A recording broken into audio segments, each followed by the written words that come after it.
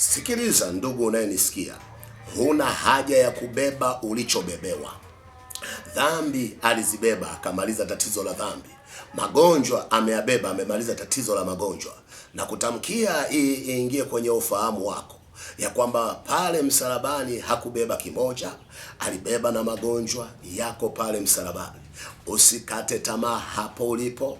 Katika kipindi chako hichi pendwa, nimekuja kukuambia hamka tena.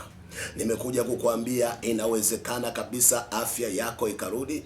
Inawezekana kabisa ukatembea katika ujasiri kiasi ambacho waliotegemea unakufa watashangaa unarudi na kuishi. Napenda nikutamkie neno hili uelewe mapema, mtu wa Mungu unayenisikia. Usimruhusu adui acheze na afya yako. Shikilia ukweli, tayari tuliponywa. Pengine nikuambie andiko la Warumi mlango wa 1 mstari wa 16. Najua hili andiko ni andiko letu ambalo utalielewa vizuri. Maandiko yanasema, kwa maana siionee haya Injili, kwa sababu ni uwezo wa Mungu uletao wokovu kwa kila aaminie. Napenda niishi hapo uweze kuona kwanza.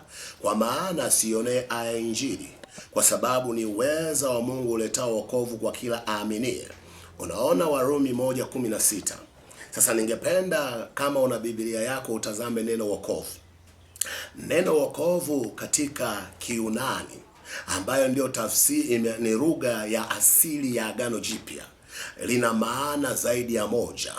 Lina maana ya ukombozi, lina maana ya usalama, lina maana ya kuhifadhiwa, lina maana ya uponyaji na afya. Sasa Paulo anasema, kwa maana sionee haya Injili, kwa sababu ni uweza wa Mungu uletao wokovu kwa kila aaminie.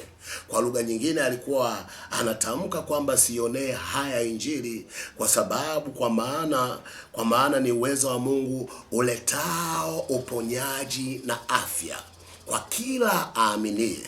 Najua naongea na mtu anayeamini.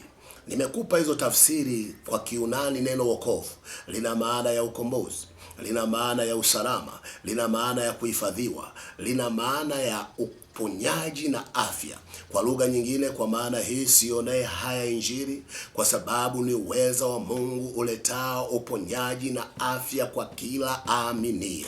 Haijalishi unatoka familia gani, haijalishi unatoka kabila gani, haijalishi unatoka taifa gani, lakini sikia neno hili katika Warumi 1:16 kwa kichwa chetu cha somo kinachosema tayari tuliponywa. Paulo anasema hatuionee haya Injili kwa sababu ni uwezo wa Mungu uletao uponyaji na afya kwa kila aaminie.